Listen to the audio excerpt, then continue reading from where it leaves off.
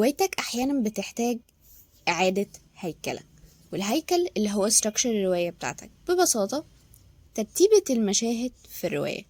فلو مش عارف ازاي تعمل حاجة شبه كده، خليني أقولك في النصيحة 42 لكتابة الرواية، لأن إعادة الهيكلة لوحدها تقدر إن هي تخلي بدل ما روايتك تقليدية تبقى خرافية.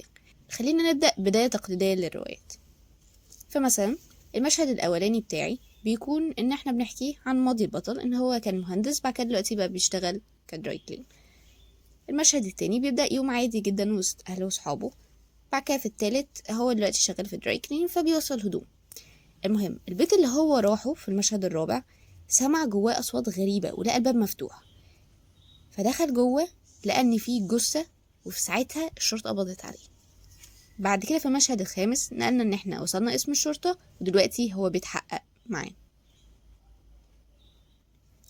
طيب البداية شبه هتلاقيها أفلام ومسلسلات وحاجات كتير، ولكن ماذا لو إن احنا قعدنا هيكلة الرواية دي؟ يعني قعدنا ترتيب المشاهد. فمثلا بدل ما احنا بادين بماضي البطل، أنا مش هغير الحاجة، أنا بس هعيد ترتيبها.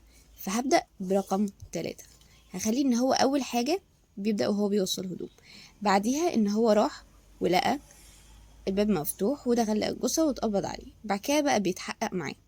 تمام. بعد كده هجيب مشهد رقم 2 في الأول عن طريق إن احنا هنحولها لفلاش باك، فهو بيتحقق معاه يبدأ يفتكر هو يومه أصلا من الأول كان بدأ إزاي. فنبدأ بقى نوريله الماضي بتاعه، هو إزاي كان مهندس بعد كده وصل للدراي كلين، لا ده على فكرة ده اتقبض عليه قبل كده.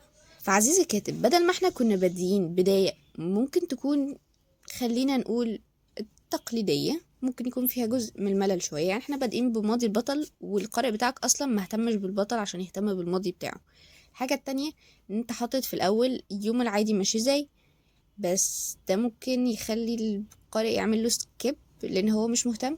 وبعد كده احنا بدأنا يعتبر الأحداث، ولكن لما انت عدت الترتيب انت خليت الجزء الأولاني كله بداية قوية جدا، ان هو من أول مشهد تقريبا هو اتقبض عليه ولبس في جريمة قتل.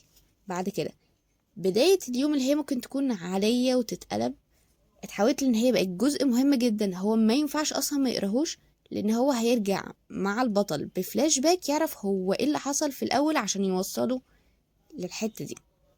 والحاجة الاخيرة ان انت حطيت ماضي البطل في جزء قدام، هو القارئ بتاعك بقى فعلا عايز يعرف هو ازاي وصل للمرحلة دي.